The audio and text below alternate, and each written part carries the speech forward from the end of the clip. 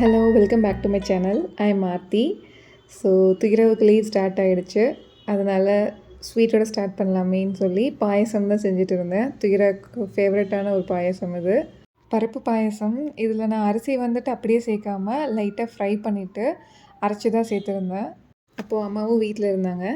Start பண்ணது என்னமோ நான் தான், ஆனால் எல்லாமே செஞ்சு முடித்தது எங்கள் அம்மா தான். ஸ்கூல் லீவ் விட்டது துகிரவுக்கு ஹாப்பியாக இருக்கும் இல்லையோ, எனக்கு தான் ரொம்பவே ஹாப்பியாக இருக்குது.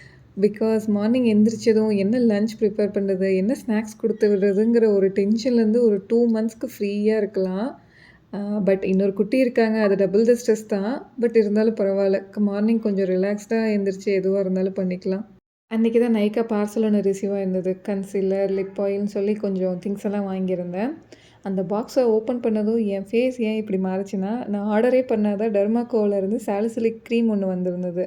ஸோ போச்சுடா, பார்சல்லே ரிட்டர்ன் பண்ணணும் அப்படின்னு நினச்சிட்டு இருந்தேன். பட் இல்லை, நான் ஆர்டர் பண்ணது தான் வந்திருந்தது. அது காம்ப்ளிமெண்ட்ரியாக வந்திருக்கும் போல். இந்த கூலிங் ஜெல் ஐ மாஸ்க் ஒன்று வாங்கியிருந்தேன். இதை யூஸ் பண்ணும்போது கண் அப்படியே ரொம்ப ரிலாக்ஸ்டாக இருக்குது. ஒரு மஸ்ட் ப்ராடக்ட்னே சொல்லலாம். நெக்ஸ்ட்டு அம்மா வீட்டுக்கு கிளம்பியாச்சு. April 7th தேவாவோட birthday.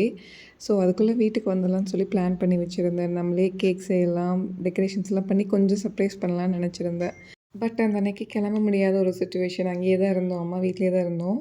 அங்கே ஓடிஜியும் இல்லையா, ஸோ எந்த ஒரு பேக்கப் பிளானுமே பண்ணல. நான் அதுக்குள்ளே வீட்டுக்கு போயிடலான்னு நினச்சிருந்தேன். ஸோ அந்த அன்றைக்கி கேக்கே கட் பண்ணல. ஏப்ரல் 8th தான் வீட்டுக்கு வந்தோம். ஸோ வந்ததும் கடகடன்னு கேக் தான் ப்ரிப்பேர் பண்ண ஸ்டார்ட் பண்ணிகிட்டு இருந்தேன். ரொம்ப சிம்பிளாக குயிக்காக பண்ணுற மாதிரி நிறைய வீடியோஸில் சர்ச் பண்ணி செஞ்சுட்டு இருந்தேன். கேக்கும் ரொம்ப நல்லா வந்திருந்தது. அதுக்கப்புறம் அந்த அன்றைக்கி தான் நாங்கள் கேக்கே கட் பண்ணோம். இதே நாள் போன இயர் கியாரா என் வயிற்றில் இருந்தாங்க. அப்போ வந்து எனக்கு 5 மந்த்ஸ். இப்போ என் கையில் 8 மந்த்ஸ் பேபியாக இருக்காங்க. டைம் ரொம்பவே ஃபாஸ்ட்டாக போகுதில்ல. போன இயர் எடுத்த வீடியோ அண்ட் ஃபோட்டோஸ்லாம் இதோட அட்டாச் பண்ணுறேன். கேக் கட் பண்ணும்போது அவங்களுக்கு செம்ம தூக்கம், உட்காரவே முடியல. என்னடா பண்ணுறீங்கன்னு சொல்லி தான் உட்காந்துருந்தாங்க.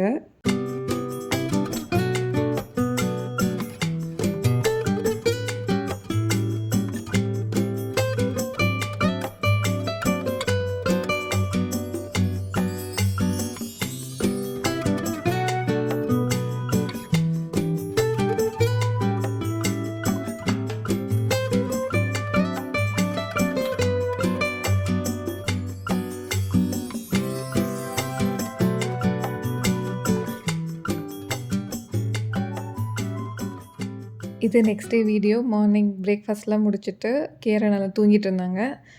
எனக்கும் துகிராவுக்கும் ட்ரை ஃப்ரூட் ஜூஸ் தான் பண்ணிகிட்டு இருந்தேன். சைட் பை சைடு அப்படியே லஞ்சும் ப்ரிப்பேர் பண்ணிகிட்டு இருந்தேன். இப்போல்லாம் டேஸ்லாம் ரொம்ப ஆக்குப்பைடாக போயிட்டுருக்க மாதிரி இருக்குது எனக்கு. ஏன்னா கியாரா தூங்கும்போது அப்போது துகிராவை பார்த்துக்கணும். ஆஃப்டர்நூன் துகிரா தூங்குவாங்க. அந்த டைமில் ஒரு சில நேரம் கியாரா தூங்க மாட்டாங்க. இப்போ டீத்திங் வேறு ஸ்டார்ட் ஆகிருக்கா, கொஞ்சம் இரிட்டேஷனாக தான் இருக்காங்க. ஒரு சில நேரம் தூங்குவாங்க, ஒரு சில நேரம் தூங்க மாட்டாங்க. அப்படி 2 பேர் தூங்குனாங்கன்னா தான் எனக்கு கொஞ்சம் ஃப்ரீயாக இருக்கும். அந்த டைமில் நான் ஏதாவது வீடியோஸ் எல்லாம் ஷூட் பண்ணி வச்சுருந்தேன்னா அதை எடிட் பண்ணிகிட்ருப்பேன். இல்லைனா வாய்ஸ் ஓவர் கொடுத்துட்டு இருப்பேன். ஸோ 2 பேர்த்தையும் தனியாக மேனேஜ் பண்ணுறது கொஞ்சம் கஷ்டமாக தான் இருக்குது. அப்பப்போ அம்மா வருவாங்க, அப்போ கொஞ்சம் ஈஸியாக இருக்கும்.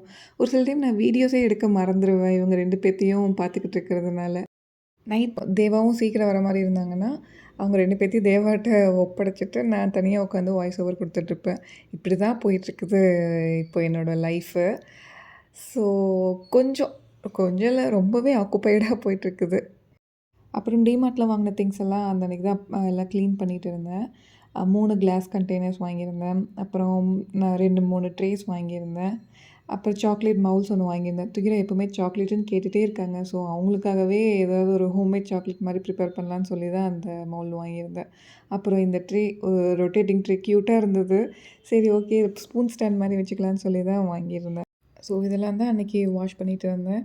அப்போ அவங்க 2 பேரும் நல்லா தூங்கிட்டு இருந்தாங்க. அந்த டைமில் தான் இந்த வேலையெல்லாம் பண்ணிவிட்டு ஸ்க்ரீன்ஸு எல்லாமே சேஞ்ச் பண்ணிகிட்டு இருந்தேன்.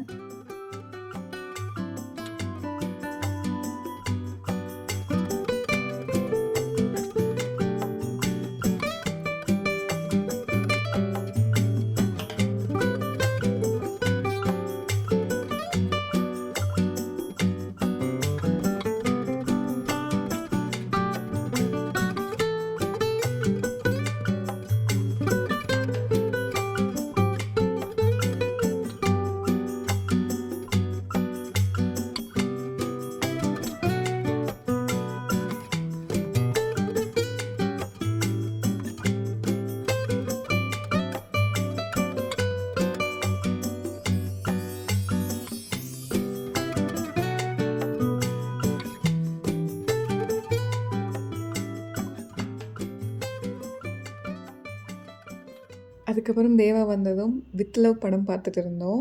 இது பாதி படம் நாங்கள் அம்மா வீட்டில் இருக்கும்போதே பார்த்தோம். பேலன்ஸ் இங்கே வந்து தான் பார்த்துட்டு இருந்தோம். அப்பா என்ன படங்க இது, சூப்பராக இருந்தது. அப்படியே ஸ்கூல் டேஸை கண்ணுக்கு முன்னாடி எடுத்துகிட்டு வந்து போச்சு இந்த படம்.